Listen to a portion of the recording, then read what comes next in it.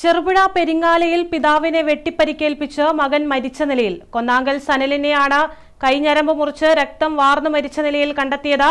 കഴുത്തിന് വെട്ടേറ്റ കൊന്നാങ്കൽ രാഘവനെ പരിയാരം മെഡിക്കൽ കോളേജിൽ പ്രവേശിപ്പിച്ചു. അമൽ ചേരുകയാണ് വിവരങ്ങളുമായി. അമൽ, സംഭവത്തിന് പിന്നിലുള്ള കാരണം വ്യക്തമായോ? ആശുപത്രിയിൽ പ്രവേശിപ്പിച്ച രാഘവന്റെ ആരോഗ്യനില ഇപ്പോൾ എങ്ങനെയുണ്ട്? വിവരങ്ങൾ എന്തൊക്കെയാണ്?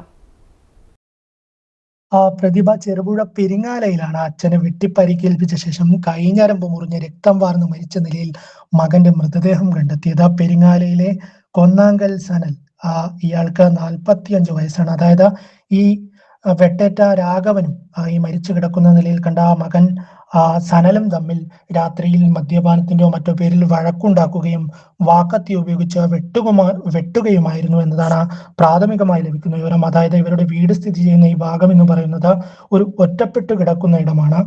സമീപത്തൊന്നും തന്നെ മറ്റു വീടുകളില്ല.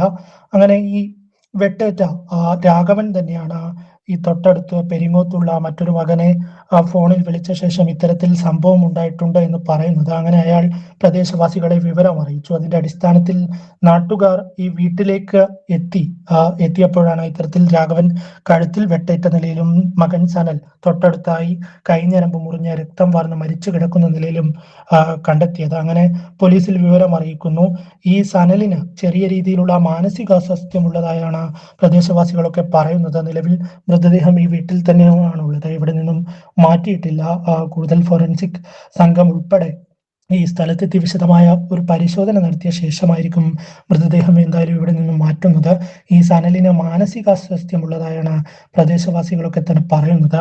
ഈ രാഘവനെ ഇപ്പോൾ പരിയാരം മെഡിക്കൽ കോളേജിൽ പ്രവേശിപ്പിച്ചിട്ടാണുള്ളത്. ഈ കൂടുതൽ ഫോറൻസിക് സംഘത്തിന്റെ ഉൾപ്പെടെ പരിശോധന പൂർത്തീകരിച്ച ശേഷമായിരിക്കും മൃതദേഹം ഇവിടെ നിന്നും മാറ്റുന്നത്. പ്രതിഭ.